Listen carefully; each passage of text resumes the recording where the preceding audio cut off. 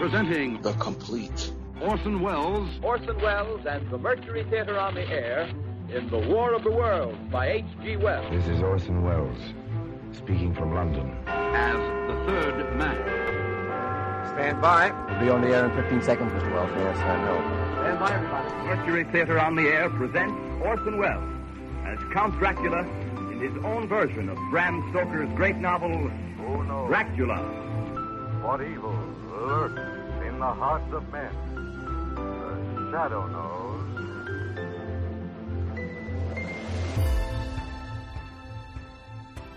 Hello world, welcome to The Complete Orson Welles, brought to you by Dwayne Old Time Radio. This podcast will feature various classic radio programs ranging mostly from 1936 to 1952 that Orson either produced and directed, was featured on, or starred as a guest. If you enjoy my podcast, you can subscribe to receive notifications of new posts. Subscribing is free and only takes a moment. New episodes are posted weekly. If inclined, please leave a rating and or review on your preferred podcast service. Thank you for your support. Hope you enjoyed the genius of Mr. Welles. The Black Museum, one episode from the Black Museum. The 8th episode, The Canvas Bag. Nope, The Black Museum, 2 episodes from the Black Museum. The 8th episode, The Canvas Bag. And then the 9th episode, The Car Tire. It's hard to find any accurate dates for the Black Museum, but enjoy. This is Orson Welles speaking from London.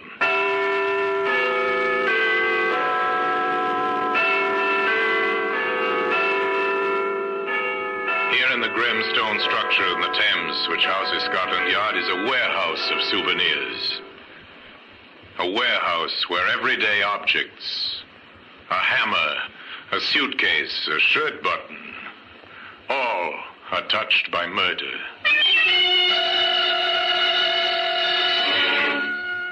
You take this canvas bag. This canvas bag might give us a lead, sir. What's that writing on it, Sergeant? It's the name of a local merchant, J. Gregory, Northampton. Well, today, that canvas bag can be seen in the Black Museum.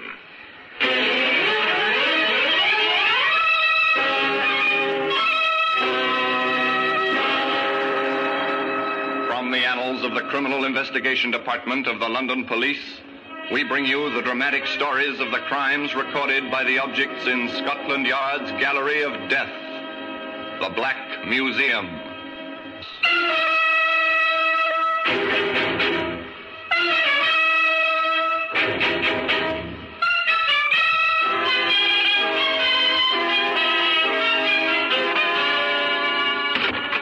Well, here we are in the Black Museum. Scotland Yard's Museum of Murder. Yes, here lies death. All the ways and means of death. Guns, of course, abound in plenty, but there are other simpler objects, things that were never meant for murder. Now, this gold trophy. A famous sportsman climaxed a great career by winning this. Later, it was an exhibit in his trial. It was proved he had used it to batter a man to death. Here's a knitting needle, perhaps used to knit for absent friends, for children not yet born. And it was put to more lethal use, to end a life. Here we are. Here's the canvas bag. It was once a bag used to hold provisions in a Northampton grocery store. Later on, it became more famous, but we anticipate.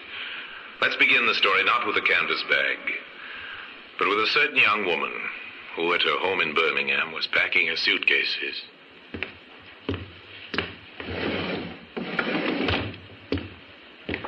Here's another dress, Mary. Oh, thanks, Mother. And your slippers. Mm-hmm. Well, I think that must be all. Let's just have another look round. You don't want to forget anything. No, that's right. Oh, here you are, just as well I looked. Some stockings. Oh. Well, I think that's all. Yes. I'll just lock my suitcase. Mary? What, Mother? Are you sure you'll be all right? No, of course. Well, it seems such a strange arrangement, you going all the way to London alone. But what's strange strange about it. Tom's working in London, saving for our passages to Canada. He can't come to fetch me. Travel all that way alone. Oh, Mary, let me come with you. No, Mother. I'm not a child. You're an almost married woman, but that doesn't mean your mother still can't worry about you. Mother, really. Look, I'll be perfectly all right. Tom and I are getting married when I reach London. A month later, we'll be on our way to Canada. And we'll lose you. It's so sad. You'll write as soon as you reach London, won't you, darling? Yes, of course I will. And don't worry, please. I'll be all right. A girl leaving home to get married, an anxious mother. Nothing very new about that. Except that the girl never went to London. The following day, her train arrived in Northampton, where she was tenderly greeted by a charming man some years older than herself. Hello. Here I am, Mary. My dear Mary. Oh, darling. I've been waiting here for a moment. I thought you... What, that I might have deserted you? Hardly, my sweet. Did you have much trouble with your family? Yes, a little. Dad was anxious, and you know what Mother is. She worries terribly. Yes. You told them the story about meeting Tom in London. And they believed it. Oh, good. Oh, darling, it's wonderful to be with you. Come, Mary. I found lodgings in St. John Street. Oh, good. But listen, since you've told your parents you were meeting Tom Reynolds in London, we might as well continue the deception, eh? How? Well, to the landlady, you'll be Mrs. Reynolds. And I, of course, shall be Mr. Reynolds. It might be better if you called me Tom.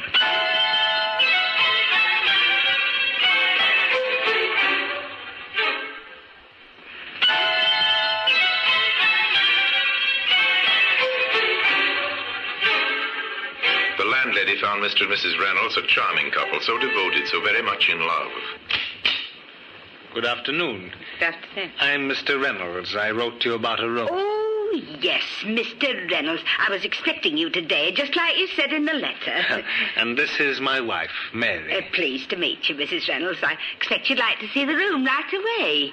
Yes, I would. Well, if you'll just follow me. There's only one flight of stairs. Let me carry the bag, dear. It's too heavy for you. All right. Have you any idea how long you'll be staying, Mr. Reynolds? Well, I can't tell you at the moment. It depends on circumstances, doesn't it, sweetheart? Yes, dear.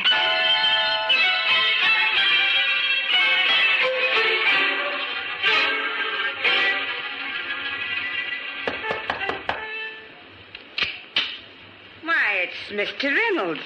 I didn't know it was so late. Well, my wife's asleep, Mrs. Marsh. I thought I'd just pop in to tell you that we're leaving next week. Leaving? Well, isn't that rather unexpected? I was talking to Mrs. Reynolds only yesterday, and she said... Yes, but you see, I've had some news from friends of mine in Canada. In Canada? Yes. We're going to Canada, Mrs. March. Oh? We're leaving from Liverpool next week. Oh, that will be nice for you, Mr. Reynolds, and for your sweet wife, too. Yes. Oh, but there is one other thing. I'd be very glad if you wouldn't say anything of this to my wife.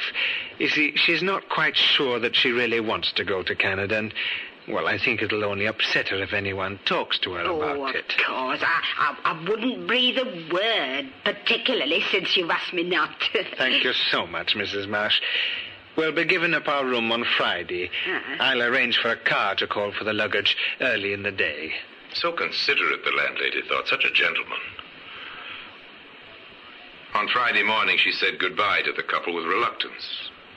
At least she said goodbye to Mr. Reynolds, who explained that his wife had gone ahead to the railway station. But even the nicest of lodgers are only a passing memory in a landlady's mind, and she might never have thought of the young couple again if it hadn't been for the events that occurred some weeks afterwards. On the high road from Rugby to Northampton, two men were walking home after work. Well, Bat, what do you think of the team's chances on Saturday? They're wanted to be better than last week, eh, Sam? Yeah, I should say so. Hey, look down there in the ditch beside the road. What do you see? Oh, wait a minute. Oh, it looks like a canvas bag. Well, there's something inside it. Well, what's that all over it? Lime, isn't it? Oh, probably a dead dog. Come on, I'll buy you a pint. Hey, ain't no dead dog. Bert, look, will you? An arm. I can see it plain. Oh, crikey. Come on, Sam. This is for the police. The local police recovered the body and Scotland Yard was summoned. Inspector Courtney, accompanied by Detective Sergeant Finlay, arrived in Northampton. They met the doctor who had conducted the post-mortem. The body was that of a woman, Inspector. Have you any idea of her age, Doctor? Youngish. I'd say in her 20s. In height, a little over 5 feet. Slight build. And in what state was the body? Dismembered and partially decomposed. And the cause of death? Have you any idea about that? There's no way of telling, Inspector. The only thing you can take for granted is that she was murdered. The yard men had a dual task there. They had to track down the murderer, but first and foremost, they had to find out who had been murdered. They set out to examine the evidence. This canvas bag might give us a lead, sir. Yes. Now, what's that writing on it, Sergeant? It's the name of a local merchant, J. Gregory, Northampton. Yes, the name's clear enough. Luckily, the lime didn't rot it away. As I'd say it was meant to, sir. Yes, I'd say so too, Sergeant. I think we'll call on Mr. Gregory. Was this a lucky break early in a difficult case? It seemed not. For when the London detectives interviewed J. Gregory in his Northampton warehouse, the merchant could give them little help. Yes, it's my bag, all right, Inspector. No mistaking that, but how did it get in there? Well, we thought you might be able to tell us that. Well, I assure you I can't. These canvas bags are used for transporting groceries between this warehouse and my several shops in the town. And they're, handled by your employees? Yes. Are they ever given out to the public? Oh, no, they're not. Were you aware that one was missing? Well, hardly, Inspector. I have upwards of 100 of these bags and a lot more to do than count them. Yes, of course, yes. But now, you understand the gravity of this situation. Yes. A woman has been found dead. Murdered. Murdered? Her body wrapped in one of your bags.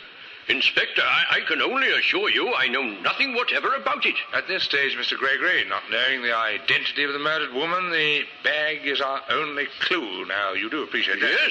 Yes, of course. Sir, that I'd like to talk to one of your employees who might have handled these bags and who might have been in the position to take one or even give one to somebody else. Inspector, I'll see to it my staff are available. Thanks. As a matter of fact, you can begin with my warehouse manager, my own brother. Oh, yes, thank you, yes. Wait, I'll get him. George? Huh? George, come here, will you? Presently, the obliging Mr. Gregory returned with his brother, the warehouse manager. He, too, was courteous and polite to the detectives, and only too ready to answer the questions they asked him. Now, where do you live, Mr. Gregory? In Birmingham. 7 High Street, Birmingham. And, are you married? Yes. Wife and 2 children. And you live at home? Well, sometimes I stay here at the warehouse. You know, because of the distance involved in travel, you understand? Oh, yes, perfectly. Now, tell me, have you ever lent or given anyone outside the firm one of these canvas bags? Well, I don't like to mention it, but... Well, go on, George. Tell the inspector whatever he wants to know. Did you give away one of these bags? Well, yes, as a matter of fact, I did, John. I know it was against regulations, but... Well, a tramp came in one day asking for some scraps of food, and... Yes, and... I felt sorry for him. You know how it is. Yes, quite. I gave him a couple of tins and, a canvas bag to carry them in. Sorry, John, but that was the only occasion I have given one away. Now, could you tell me, how long ago would this have been? Oh, well, I suppose about 6 weeks, perhaps a bit longer. I'm afraid I can't remember the exact date. Well, thanks very much, Mr. Gregory. I don't suppose you can help us in this matter of the murdered woman. I mean, you've no idea who it might be. Well, none whatsoever, Inspector. I'm sorry. Well, thank you very much indeed, gentlemen. Good day to you. Good day. The inspector left the warehouse deeply disappointed. It seems that the trail led nowhere. For the inspector believed this story of the tramp that George Gregory had told him. There's no reason why he should not have believed it.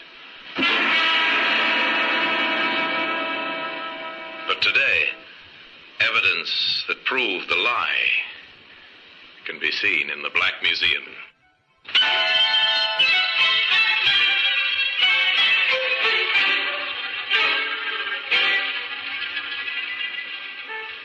There are hundreds of women reported missing every year throughout England. Now to the local police stations throughout the land, the messages went out in a long and slow search to find the identity of the murdered woman. Desire information on any woman reported missing within past 2 months. Special attention to young woman about 5 feet in height, of slight build, well dressed. In answer to your inquiry, we've checked all missing persons approximating to the description given in the Glasgow area during the last 2 months. There are 3 missing persons whose descriptions might fit the one given, and further investigations being made in each case. I shall report further within the next 7 days. Hello, sir. This is Scotland Yard. We've been looking into your inquiry, and we find that in the London area there are 27 cases of missing persons. That would seem to justify investigation in relation to your inquiry. From preliminary inquiries, 13 of these cases can already be discounted. On the remainder, further inquiries are still being made. We'll be in touch with you later, sir. Goodbye. The reports came flooding into Scotland Yard. The leads faithfully followed. Dead ends, all of them. The investigation into murder was bogged down because nobody knew who had been murdered. Here's another one, Inspector. People by the name of Wilson in Birmingham. Worried about their daughter. Oh, I never knew there were so many youngsters who run away from home. Well, still, have it checked, Sergeant. Right, sir. Another patient inquiry begins. When did your daughter leave home?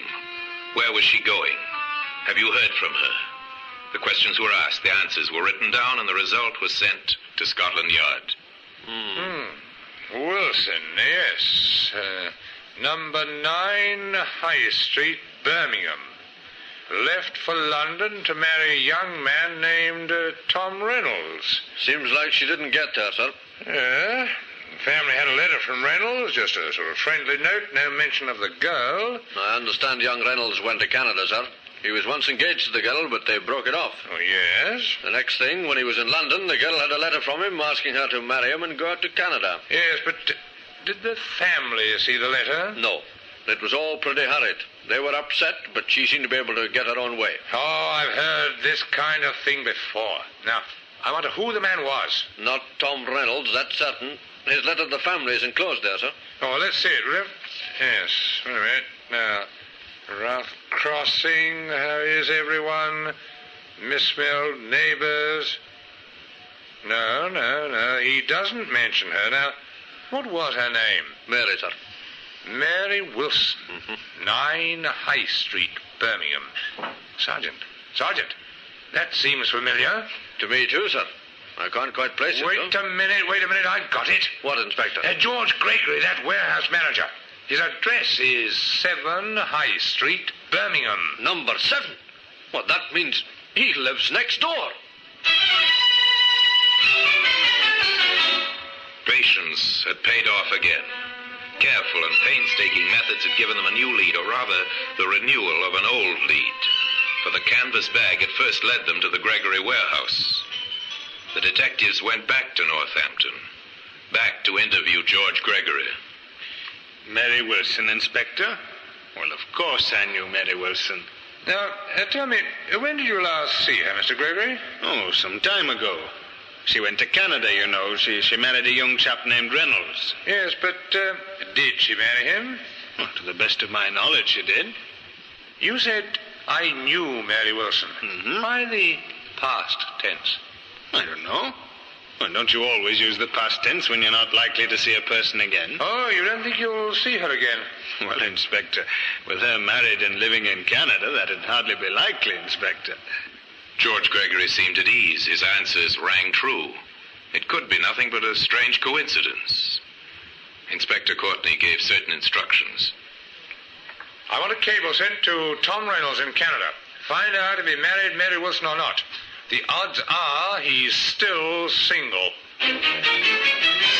Then Courtney went to Birmingham, to number 9 High Street, where he talked to Mary's mother. I don't want to alarm you, Mrs. Wilson, but I'm from Scotland Yard and I want to make certain inquiries. Scotland Yard? Oh, my Mary's done nothing wrong, has she? Of course not. No. Now, tell me, Mrs. Wilson, do you really think your daughter might have gone to Canada with her young man? Oh, I don't know what to think, sir. I was always puzzled. I mean, the way she seemed to patch things up with Tom. Yes. Did you question that? No, I didn't say much. I was glad, really. About her marrying the young man? Yes. Well, you see, for a while I was worried there was another man she seemed to like, but too much, if you know what I mean. Oh, you disapproved? Oh, Mary was never one to take criticism, but I didn't like it, I can tell you. Was the other man older? He was, old enough to know better. Him with a wife and 2 children of his own. I tell you, I was relieved when I thought Mary was going away to marry Tom Reynolds. Now, there's one more question I must ask you, Ma'am. Yes, Inspector? The name of this attentive gentleman. Well, I don't like to make anything of it, mind. No, but I'd like to know his name. Well, he happens to live next door, and his name is George Gregory.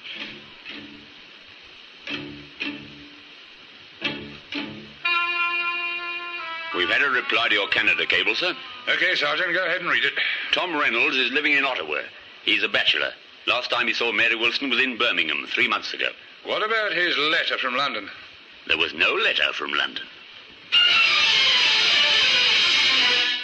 It was beginning to add up.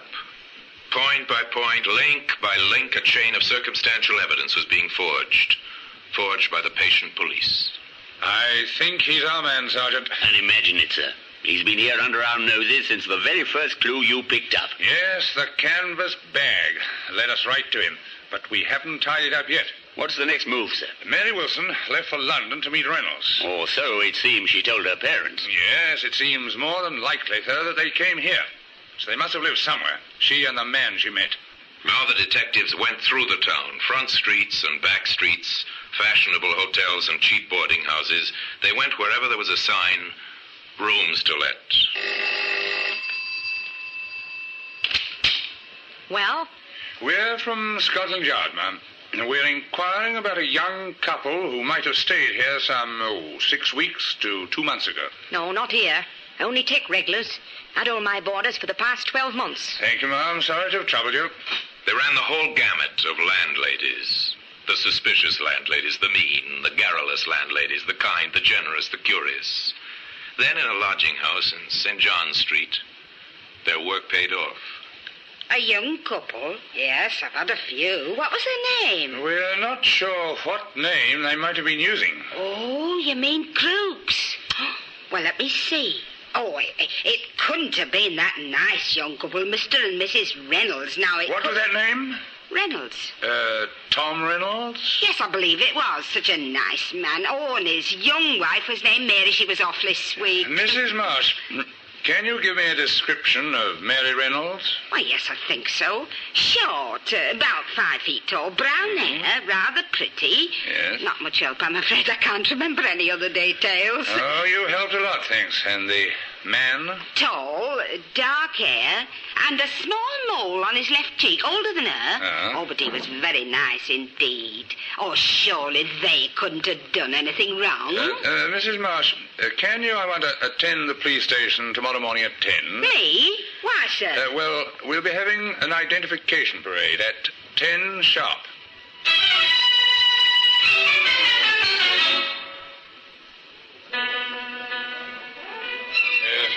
All right, quiet, everyone. I've got together a group of 8 people, Inspector. Thank you, Sergeant. Mrs. Marsh, I want you to try and identify the man you knew as Tom Reynolds. All right, Inspector, but really, I know he and his wife went to Canada. Nevertheless, if you don't mind, just walk slowly down the line and examine each man.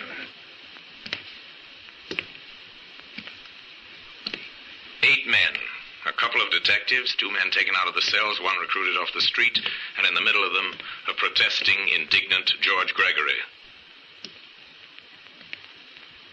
It's not this man. Nor this. No, not him either. Why, Mr. Reynolds! Gregory, grab him, man! I got it!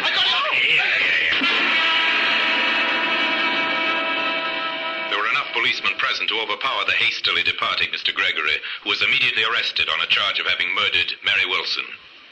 Today, the evidence that brought about his downfall, the canvas bag that first directed police attention to him, occupies a place of honor in the Black Museum.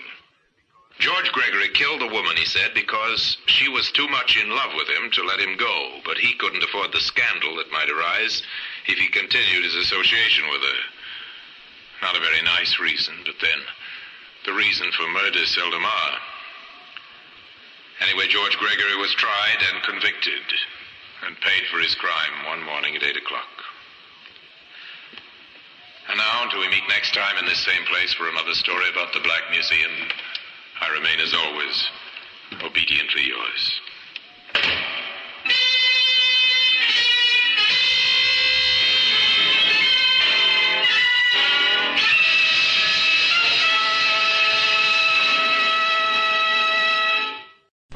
This is Orson Welles, speaking from London.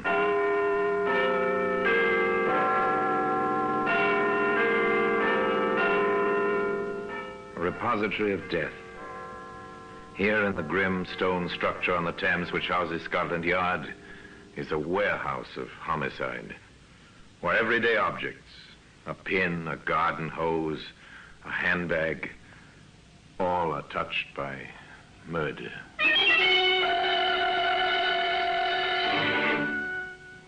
Here's a car tire. There were 3 others, all attached to a sedan. They were removed. Great Scott, Inspector. Those vandals, they've stripped the car of everything. Even the 4 tires, sir. There's nothing left. Except evidence. Now, today, one of those tires, the one that became a vital clue in the case, can be seen in the Black Museum.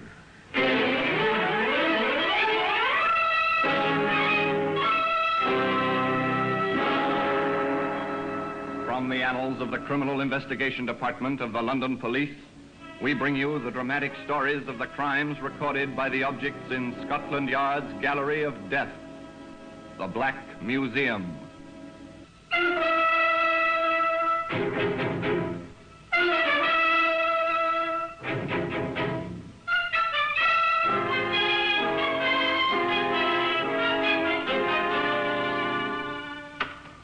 Well, here we are. In the Black Museum. Scotland Yard's Museum of Murder. As here lies death. On the shelves, around the walls, death in many disguises. Here's a length of electric wiring. The protective insulation has been stripped away. The man touched it. He died. The jury found it was murder. Here's a card. Invitation to a party. The invitation was accepted. Death was the end of that. Here's the tire. It's an ordinary car tire. Once it belonged to a sedan that stood in a garage at South End.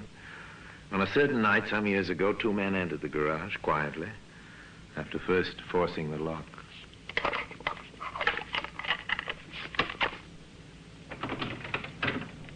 There we are, Ted. Good work, Harry. Look at her. Brand sparking new. And she's ours once we get her out of the garage.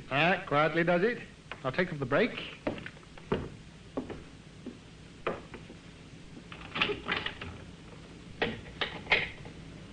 Right. We'll push her out in the street and down the road a bit. Okay, I'm ready.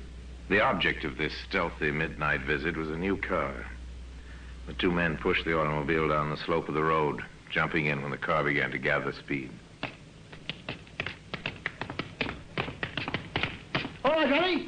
Get in. Oh, nice going. Get us started, Ted. Right.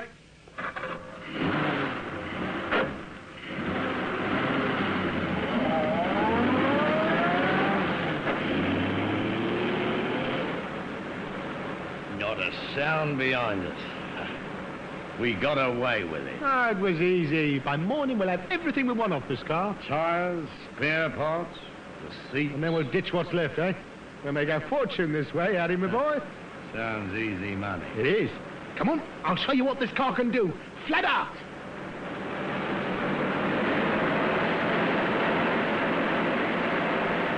A car traveling fast along the road to Eastwood. Its twin lights cutting beams in the darkness of the night.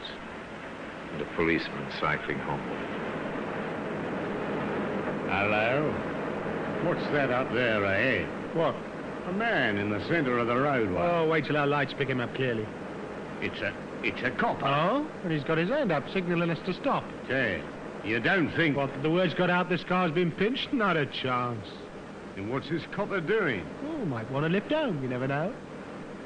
There's his bike at the side of the road. Ted, I don't like Take it easy, will you?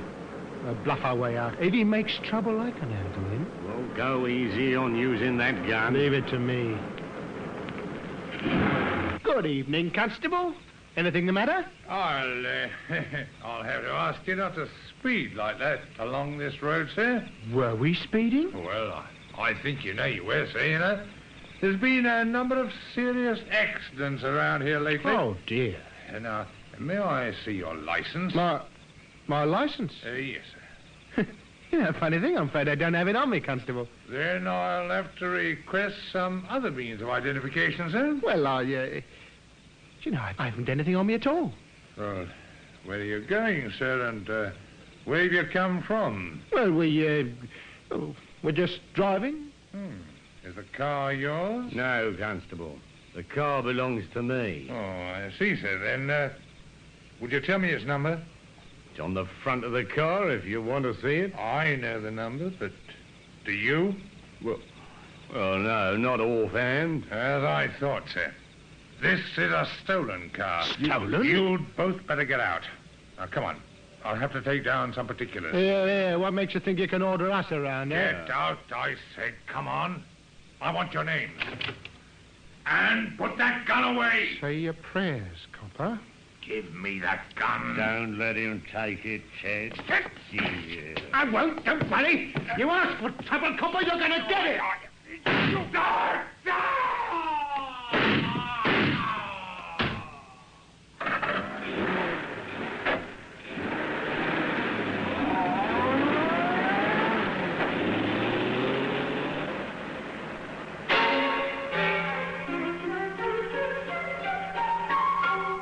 A car drives away.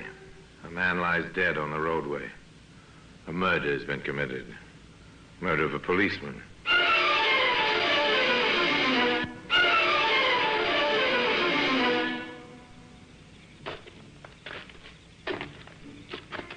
Lovely morning, George. You wouldn't think it to read a morning paper, Tom.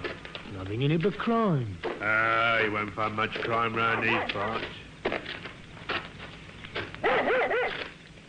Here, what's the matter with your dog? Oh, he seems to have found something ahead there. Well, it's not like him to get that excited. What's the matter with him? Yeah, wait a minute, George. Huh? Unless I'm mistaken, it ain't only in the morning papers you'll find crime. What do you mean? Well, ahead there. Yeah? Over by the side of the road. It looks like a man. So it does. Come on.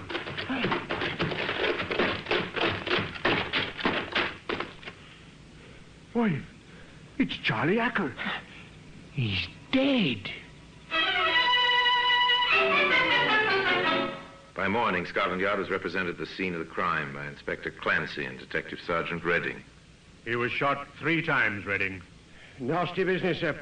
Oh, here's a notebook lying on the ground beside him. Yes, and he was holding a pencil in his right hand. Well, that seems fairly straightforward, sir. He was about to take down some particulars from a person or persons whom he'd met. The evidence suggests that, Sergeant. But wait a minute, Inspector. His torch is here in his pocket. Is it? And there's no street lighting nearby. How could he have been writing? By the light of a vehicle, presumably. Of course, sir. Either the headlights or the interior lighting of a car or a truck. More likely the interior lighting, don't you think, Inspector? Well, we'll work on that assumption first. Which means it was a car. There are some tracks here. You can see the skid marks. Now, they might be caused by a car starting fairly fast. I want those tracks photographed. The photographs were duly sent to certain experts at Scotland Yard, and a report came back to Inspector Clancy. Report from the yard, sir. Yes, Sergeant Redding? Those tracks were made by an Evans car. An Evans, eh? Get a full list of all stolen cars within a 50-mile radius. We'll see if there was an Evans amongst them. There were two. One was found. Inspector Clancy interviewed the owner of the other. Yes, it was taken the night before last, Inspector. Some bounder picked the lock of my garage and got away with the car. I'll get a full description from you, sir. Certainly, but I say, Scotland Yard doesn't usually go chasing stolen cars, does it? Not usually, Colonel Fentress. Oh, there's something else behind it, is there? Excuse me a moment. Hello, Fentress speaking. Yes. Just a moment. It's for you, Inspector. Thank you, sir. Hello? Yes, Reading? At Raleigh. I see. Yes, I'll come down right away. Something happened, Inspector? An Evans car's been found, sir, abandoned in a ditch outside Raleigh. A new Evans. Index mark TW6120. But that's mine, by Jove. Then you'd better come along, sir. They found the car, the police going over it for fingerprints. Curious crowd gathered around it.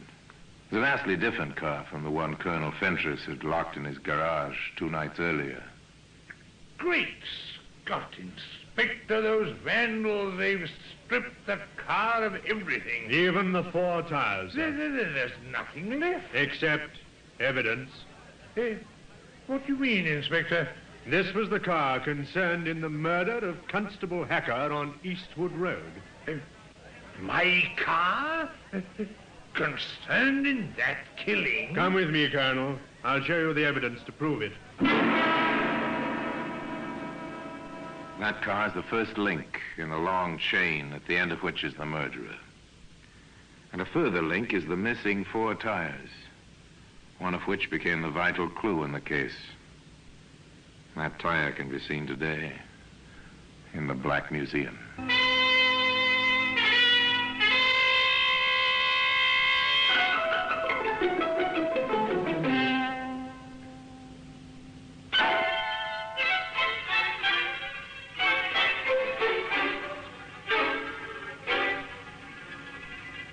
A car was found, abandoned in a ditch outside Raleigh. You can see for yourself, Colonel Fentress, on the running board. A dark stain there. It's blood? Yes, it's blood. And see this? A spent cartridge case. It was found on the floor of the car. Then my car was concerned in that poor fellow's murder? We'll make confirmatory tests, of course. The blood stain will be checked against the constable's grouping, and the cartridge case will go to ballistics. Well, these routine checks must be carried out. But Colonel Fentress knew, and Inspector Clancy knew, that the driver of the stolen car had taken part in the policeman's murder. And knowing this, the inspector was able to reconstruct the crime.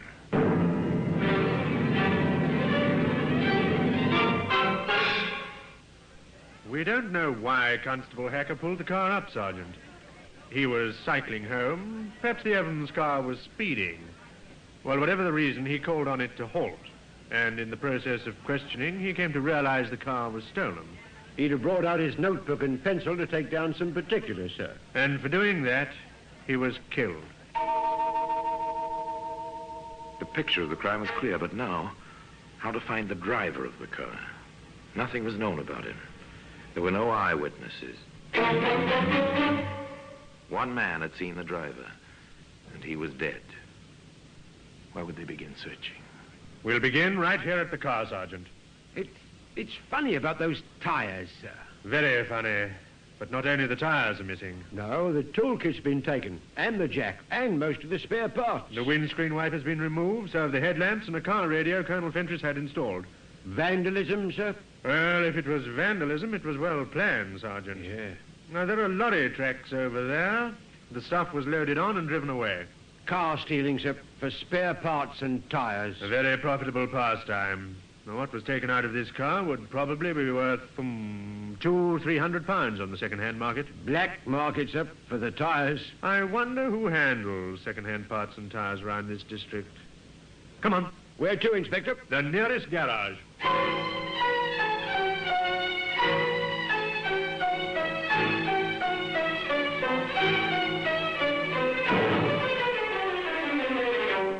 They found a garage less than half a mile away. The proprietor, reassured that he was not under suspicion, proved to be helpful. Spare parts and tires. Quite a few places round here who handles them, Inspector. Could you list them for us, sir? Certainly. Come into the office. There were 6 names on that list. 6 visits to make. Sergeant Redding made them, posing as a driver in search of new tires. Oh, good morning. I need 4 new tires for an Evans car. Can you help me out? Williams and Sons was sorry. They hadn't had any tires to sell for months past. Field and Company said the same thing. So did Hammond and Barton, Kennedy and Sons. Then Sergeant Redding paid his last visit. The 6th name on the list.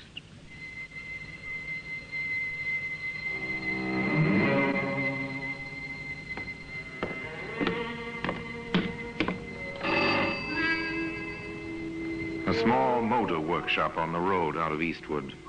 A car was being overhauled by a mechanic. A lorry stood on a vacant block of land beside the workshop. A sign at the front of the building said, Randolph and Burns, motor engineers and spare parts. Yes, sir? I need 4 new tires for an Evans car. Can you help me out? An Evans? Do you own an Evans car? Oh, not me, chum, no. That's for the governor. I've been everywhere trying to get these tires. Well, I might be able to set you up. Of course, they're in short supply. We'll pay whatever you ask for them. Okay. Cheers. Oh, Jack. Here a minute, will you? What is it? Fella here wants to buy some Evans tires. Huh? Chauffeur, aren't you, mate? Yeah, that's right. Well, you can set him up, can't we? No, we can't. But Ted, he'll pay the right I price. tell you, we can't. We can't set him. How can we when we haven't seen an Evans tire in months? But Ted... People just don't bring us second-hand tires anymore, mister. Sorry.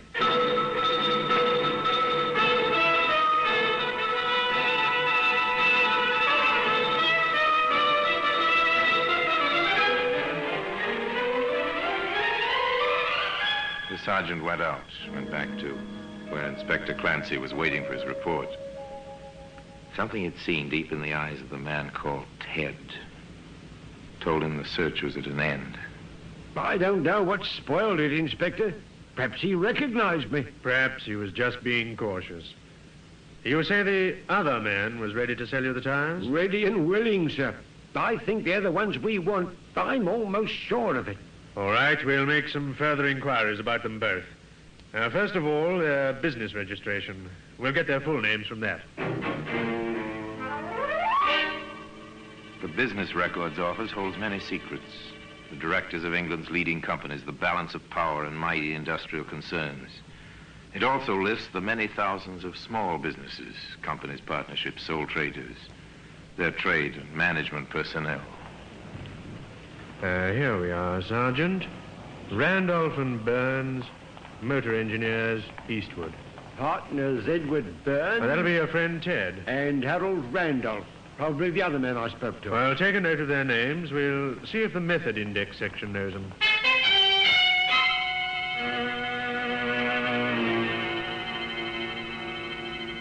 The method index section at Scotland Yard. That's a vast room of records. The walls are lined solidly with filing cabinets. Here are the details of all the crimes, from murder to petty theft. Here are the names and the aliases of all the criminals ever convicted in any English court. Filed and cross-filed for easy checking. Those 2 men you asked me to check, Inspector Clancy. Find anything on them, Severs? There's no record for Harold Randolph. What about the other one? Burns, yes, we know him. Ted Burns, motor mechanic, 4 convictions. The first from my hometown, funnily enough, Oxford City Police Court. The charge? Stealing a motor car. And what were the other 3 charge receivers? All connected with motor theft, sir. One was for removing spare parts from parked vehicles. Another time he was convicted for selling a stolen car. That's all I want. Thank you, sir. Receivers. Inspector Clancy and Sergeant Redding drove back to Eastwood. On the road there, about 50 yards from the motor workshop, they waited. They saw 2 mechanics leave at 5:30 on their way home. Then, a few minutes later... There he is, Inspector. That's Harry Randolph. And he's alone.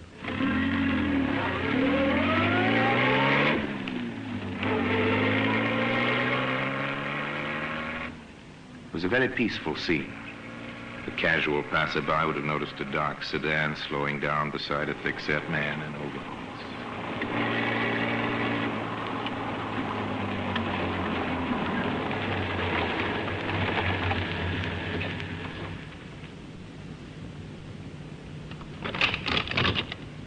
Mr. Randolph? Yeah? Oh, it's you. Still after them tires, eh? In a manner of speaking, sir. This is Inspector Clancy from Scotland Yard. Scotland Yard? Get in, Mr. Randolph. No, not me, Inspector. No, you've got nothing against me. On the contrary, we have a great deal against you. Get in.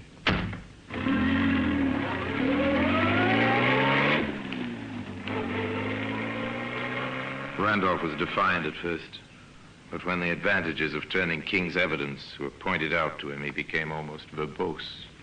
It wasn't me who thought of the scheme. I was talked into it by him. The scheme being to steal cars, sell their spare parts and tires, and abandon them? Yeah. Ted said we couldn't get enough parts and tires to stay in business otherwise. He talked me into helping him to pinch the Evans. Well, go on. Well, everything was sweet, and then on the way back to Eastwood, the cop signals us to stop. Tells us we were speeding. He'd have got our names and all. So you shot him dead? I didn't do it. Ted shot him. The gun's hidden in the desk down at our works. His fingerprints will be on it. I told him not to shoot. He wouldn't listen. We took the lorry down and got everything we could from the car and brought it back. And where is that stuff now? Well, some of it we sold, and 3 of the tires went off late today. I would have sold a lot to the copper here, but Ted was wise to him. He can smell coppers. 3 were sold. Then 1 tire is left on the premises? Yeah. But listen, won't you? I might have helped to pinch the car, but I'd nothing to do with the murder. Ted did that. He shot the copper! A report on the tire we found on the premises, sir. It comes from an Evans car, all right, and matches the tracks near Constable Hacker's body. Then our case is complete, Sergeant. The gun was found, the fingerprints on the wheel rims belong to Randolph and Burns, and now the tire.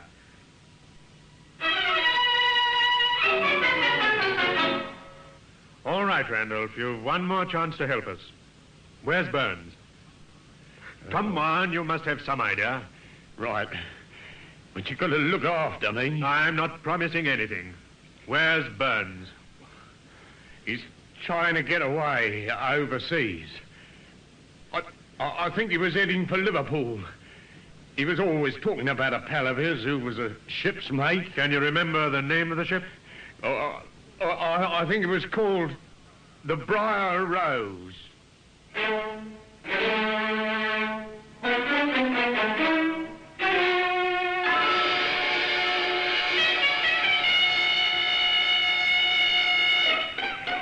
I have reason to believe your name is Ted Burns. Ted what? You got the wrong man, son. I don't think so, Mr. Burns.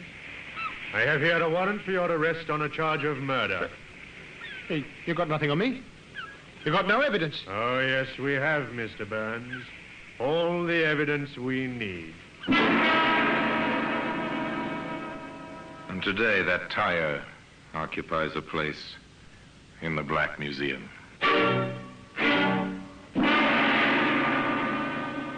Orson Welles will be back with you in just a moment. The murder of Constable Hacker on the lonely Eastwood Road was solved by the patient methods of Scotland Yard. and by the talking of Harry Randolph, whose verbosity put him behind bars for many years to come and brought his unholy friend Ted Burns to the last walk on the end of a rope one morning at 8 o'clock. A crook's plan misfired into murder. Neither Burns nor Randolph had the talent for outwitting the men of the yard. So it was that another chapter of murder was closed. Another record added to the method index section. And another exhibit, the car tire, was added to the Black Museum. And now until we meet next time in the same place and I tell you another story about the Black Museum, I remain as always, obediently yours.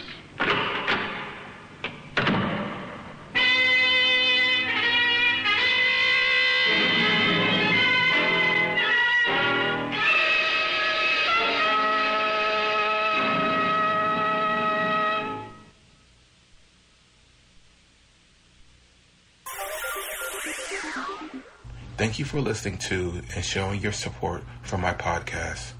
If you would like to receive notifications of when new episodes are posted, please subscribe to my channel. Subscriptions are 100% free, and they really help me get an idea of how I'm doing.